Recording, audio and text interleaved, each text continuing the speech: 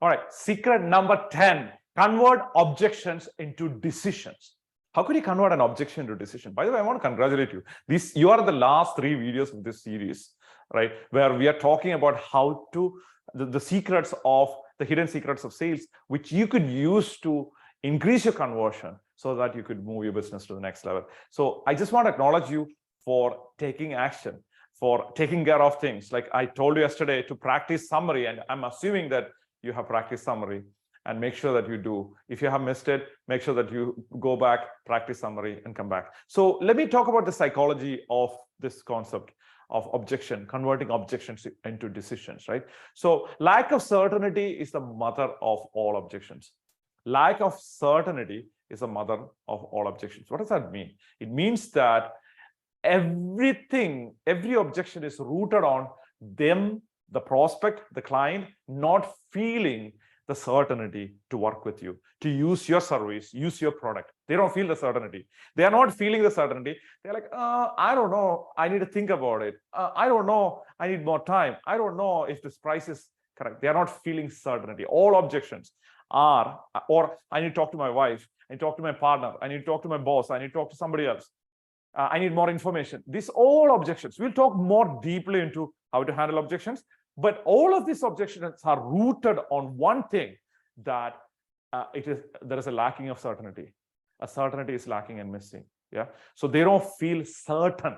They don't feel surety. They don't feel comfortable that they could take on the decision, move forward. That's why the objection is coming. So you need to understand that clearly before you even get into handling objections.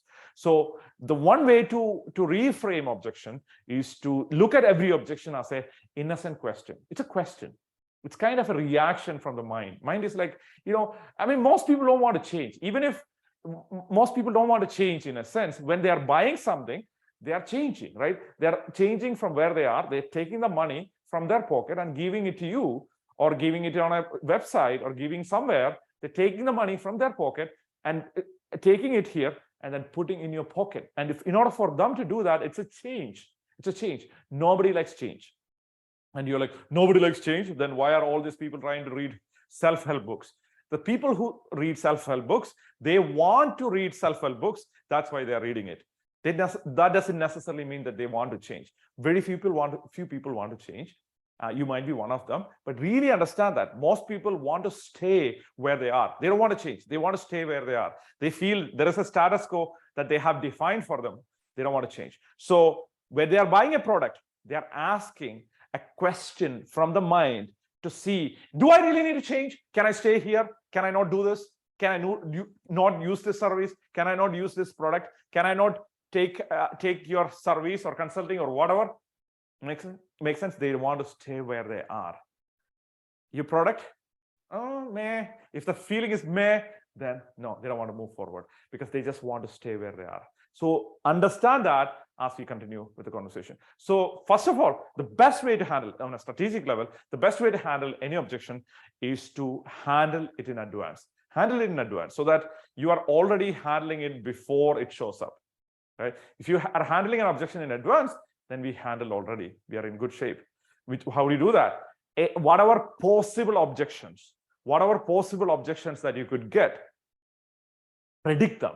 Because you spoke to hundreds of people, and if you're starting new, I'll talk to you in a second. But if you spoke to hundreds and hundreds of people, or if you have your website being visited by thousands and thousands of people, you kind of know what they're thinking.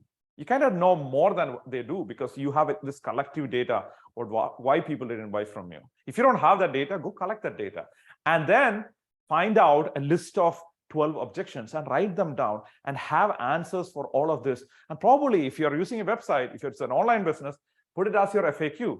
That is your FAQ, not like frequently asked questions. It's really frequently asked objections. It's FAO, right? FAO.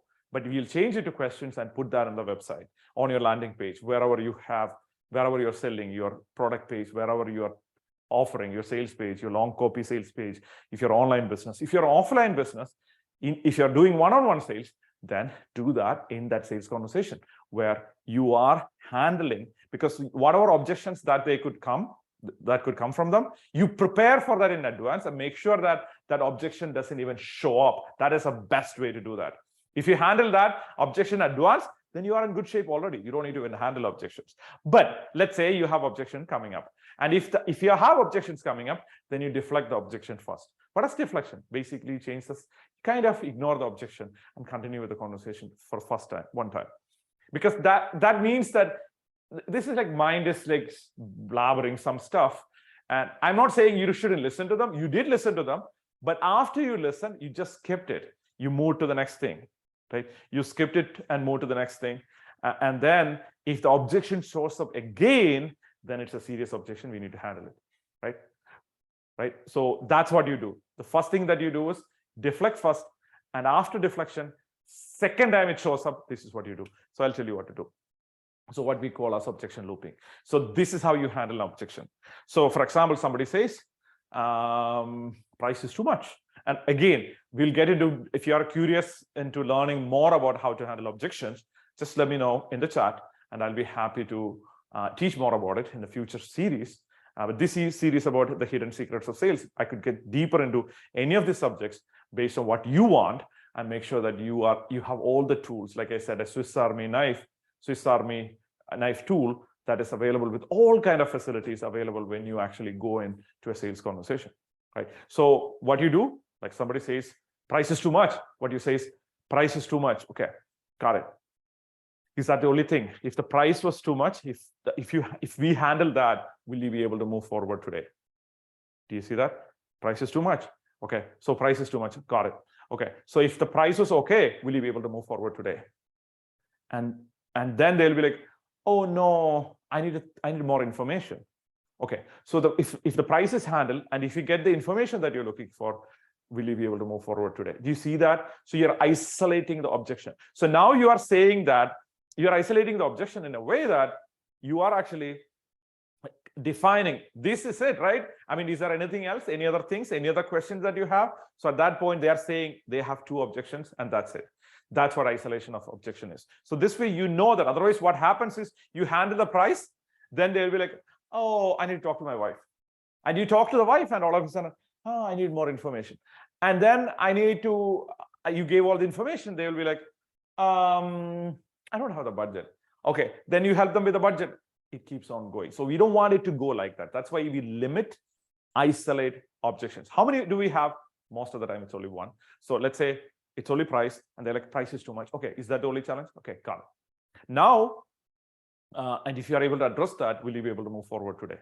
Yes, got it. So let's go through this thing. Now, your job is to increase the pain threshold. You will bring back to the pain of why, if they don't buy from you, why is it painful for them? What are they going to lose out if they don't buy from you today? If they don't buy from you, what are they going to lose out? And then lower the action threshold. So you increase the pain threshold sincerely. Like, I don't want you to make a pain, but the real pain that they already have, the real thing that they're losing. I'll show you an example in a second, and show them, tell them, this is, you increase the pain threshold and reduce the action threshold. I could give you an example. So it will be going something like this. You would be like, let's get into a tactics. This is a great question. Okay, the price thing. If you are able to handle the price issue, will you be able to do it today? So we covered that, right? So at that point, they're like, yeah, if it's the price thing, if the price is okay, I could move forward. Okay, got it. All right. So remember, you told me the last 3 years that you are able to, like you are trying to do the business and you're doing only $100,000, and then you always wanted to grow it to $200,000, $300,000. So what are you losing out financially? Like what we are talking about is only $10,000 or $25,000. But what are you losing out? What did you lose out in the last 10 years in terms of not investing in this? And they're like, okay, I lost around $100,000 in this process. Okay, got it. Do you see that? So now it's a different frame in their mind. They understand that, oh, I lost $100,000 already, and spending $10,000 is nothing at that point. That's how you change. That's how you change the pain threshold. You increase the pain threshold and you reduce the action threshold in that one sentence, right? So you could do more. You could be like, imagine you continue like this for $100,000 for the next 5 years. What would happen? Like, what are you going to lose? And Judy will be like, 1 year from now, if I'm not able to grow, I'm basically breaking even in my money. And like I said, I was making $350,000 before, and now I'm making only 100,000. So it's not enough. It's not breaking even. It's not good enough money for me. So I'll probably stop the business. So are you saying that you will lose your entire business idea if you are not able to move forward to $1 million? Is that what you're telling me? Yes. So do you see that? Now the pain threshold has gone up. The action threshold has gone down. Same time, simultaneously. One question, right? So there are so many ways to do this, but think about it as a way. That I'll give you one more way before I conclude today. It's like the price is too much. Then this is a standard answer you could go with. It's like, that is exactly why you should do it. What? Like, the price is too much. Yeah, that is exactly why you should do it. Like, what does that mean? What do you mean by that? That's when you would explain, the price is too much because it's so valuable. It's going to work for you this time. That's why the price is too much. Yeah, it is too much. It feels too much for some people. But the thing is, if you want real results, you want to really invest, you want to commit to it, right? So there might be a smaller solution, a low quality solution from China, from Taiwan that you could use, but our products are American products. Our products are Indian products. Our products are European products, German products, right? Whatever strength you have, we have very high standard. We have ISO certification for our product. Our service is XYZ. And we have done this for thousands of people. So yeah, of course, when you're working with somebody who's extraordinary, the price is going to be slightly higher. And that reflects on the value, right? Cheap money will give you cheap solutions. And then you might need to keep on spending your time. And imagine after 1 year, after 2 years, that you keep on staying in the same place because somebody was able to help you with $500 or $500 was the price. And then you wasted your time and wasted your money. 2026, 27, you are waiting and you're trying to solve the problem and you lost the opportunity. Is that worth it? No. That is why I think you should be part of this consulting system, this product, this service today. Why? Because we want to make sure that you succeed. That's why I think that if you think price is too much, you must start right now, because 6 months from now, price is still going to be too much for you if you don't do it. Makes sense? That's why you should do. So there are so many ways to switch that. So tomorrow I'm going to talk about as another way to handle, it's kind of a tactical way to handle closing. It's a beautiful way, it's a simple way, but people will respond to this a lot. You can try this in your sales conversations, try to get people to close and things like that. We'll talk about that. But today, practice with your partner about what I taught today, right? The objection handling, like you cannot hear, swimming or learn how to swim from postal education. You need to actually practice it. Just by listening to this video, you're like, oh, this sounds good. Let me do it.